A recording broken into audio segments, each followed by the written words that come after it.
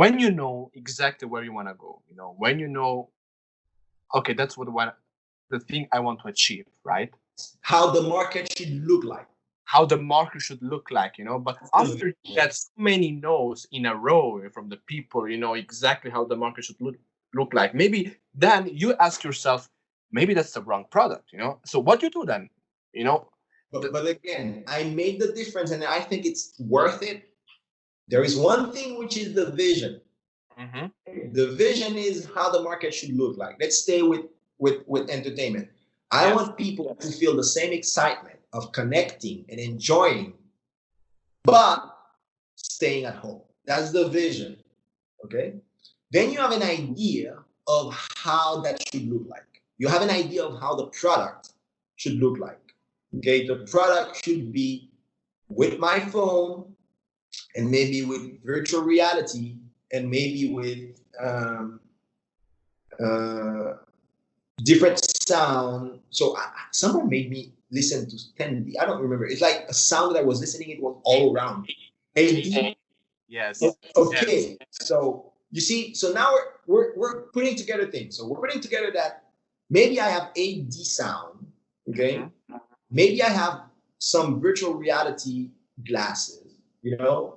And maybe I have an app. Yes.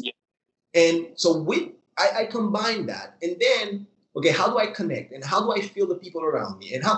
So now that conversation is about the product. Okay, that's the uncovering, but the vision was pretty clear what we wanted to achieve. And now once you start with some people say, look, I think this is possible. I think we need to be doing something like that. Then you say, okay, who do we need to actually make those things together?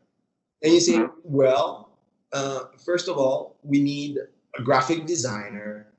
We need someone that can code the app. We need the relationship with the different, I don't know, producers. So you can have maybe DJs online doing this and competing.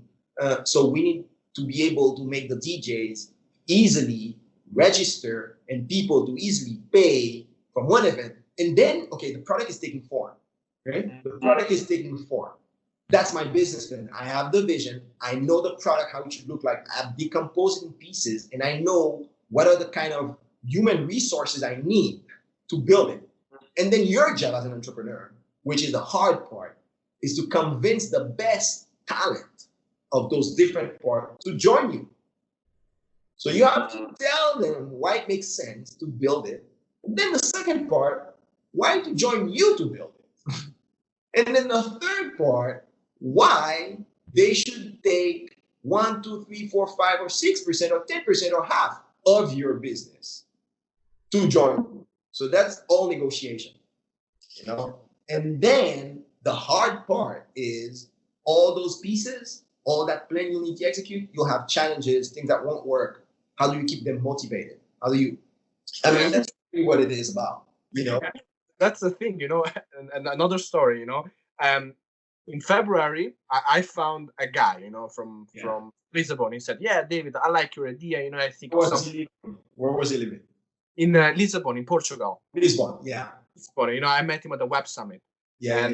And he was there, and it was really interesting. I said, yeah, let's go for it, Then I came back to Zurich. We were texting each other. He signed the contract, everything, all this. And then, he said, yeah, David, tomorrow I'm going to start coding. We can Skype together and everything. Then all of a sudden, after 1 week, this guy disappeared. And I said, I texted him, I called him, maybe this guy is dead. I don't know, what exactly, and that happened the first time with this guy in Lisbon, and the second time with a guy in Stockholm. So, and I was there, so I'm like, what's the reason now? What's the matter? I mean, they signed, they were interested. This is no different. You remember when you're trying to go out with girls, man. It's like, how many times they say, yeah, I'm excited, and then you send a text message, no answer. 10 minutes before, exactly. It's no different. But the thing is, just because you just keep at it. You go to the next party, and maybe you'll be lucky. You know what I mean? But it's no different. I mean, it's no different. I never had a car. because I don't like driving. So since college, I never had cars until now. But I remember when I was a teenager, I had a car because it's the only way, at least, you can get girls. You know? Exactly. That's it. That's it. So because it's always hard to be interesting for someone else. Always hard. It will always stay hard to be interesting for someone else. You know, and that's the reality of things. It's the reality of things. And like I said, that dynamic is going to change a little because right now there is less job security. You understand? And having less job security, so more people will be inclined to listen. But you need to still do your work. You understand? You need to still go inside. You need to have a clear vision. You still need to have a business model that makes sense for the world that's coming. You still need to know how to communicate with clarity. Those things will always stay. What changed is that the winners are no longer in an advantage. But for a window of time, it will not stay that way. Maybe for the next 6 to 12 months. But after 6 to 12 months, they might start figuring out their thing. Some of them might go to bankruptcy. But a lot of people working in those companies are going to jump out of those companies. They're going to build the new type of user experience that is needed. You know? Again, like I said, for me, the only real asset we have as the human race is human creativity because it's unlimited. And everything else we see is just a reflection of human creativity. And usually when you go to crisis, when you go to crumb down, when you go to big bankruptcy, end of credit cycle, there is a lot of pain, I agree. But you also have a lot of creative energy that is released into the biosphere, you know, because you have a bunch of people who are afraid to take risk, that now they have no choice than to take risk. And they come with incredible ideas. You know, it's going to be hard, it's going to be tough, but whatever it is, right now, we've never been in a better position to create. You understand? I mean, look at us. I mean, okay, we met here when you came to New York, but you're in Zurich, I'm in New York, and we're hanging out. And we actually build a few aspects of the product you want to build just by interacting for an hour, you know? I mean, after this conversation, Will, I have like now, how can I say? It's like you solved the problem that I didn't know exactly right now. You know, after this conversation, you know, because actually it's the problem, but I was still, you know, fighting maybe for the older business model, you know, Yes. for the older product, you know, because my problem is right now finding the technical guy. Yes. And maybe I lost this part. Tell me, you know, David, actually, that's a problem.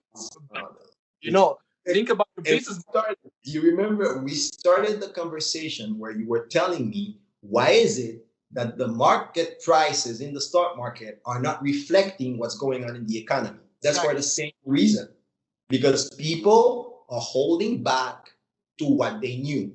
They don't take in yet the new information. That's the same thing. The brain always does the same thing. Those are patterns. That's why in behavioral finance, when you build quant models, your models take into account those things. You know, it's like recency bias, anchoring. It's all aspects that the brain cannot let go of. Cannot let go of them. I mean, how can you tell me it's not going to be the same? So my reference point is the way things work. Yeah, but maybe it's not anymore. But it takes time. That's why markets are about price discovery. You understand? It's the dynamic of market that makes sense. And it makes more sense when it's like that, and it makes less sense when you have a big player trying to push price in a way where they're not.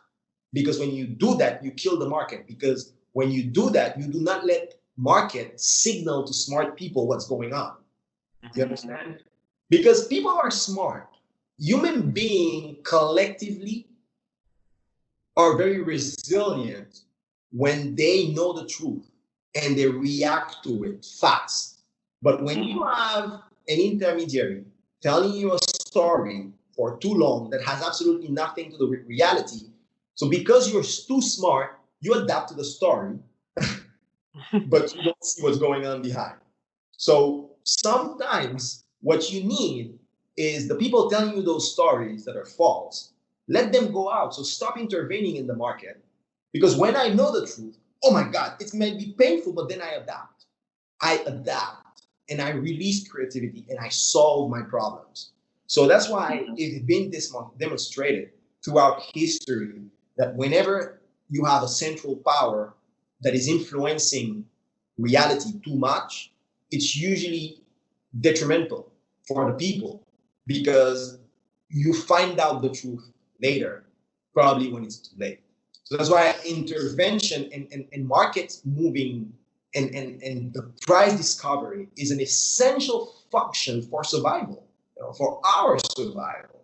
You know, like we're saying, for too long, um, smart people working on projects that don't make sense just because one of the guys running those companies had access to credit, and access to credit is based on their network, on the past history of the people they know, and has absolutely nothing to do with if the idea was worthwhile or not. I mean, we pay all the human race for that price, for just a few arbitraging this system. But it's okay. We learn through it to become better and be more resilient. But we'll see. We'll see. But again, we go to that concept of why prices do not reflect immediately what's going on, because it's a price discovery process. It has to do with how the brain processes new information.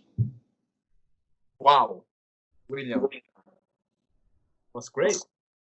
Bro, it was so nice talking to you. But I hope that now go work on that sexy business model, man. People need to build something incredible. I think you're in a good place now.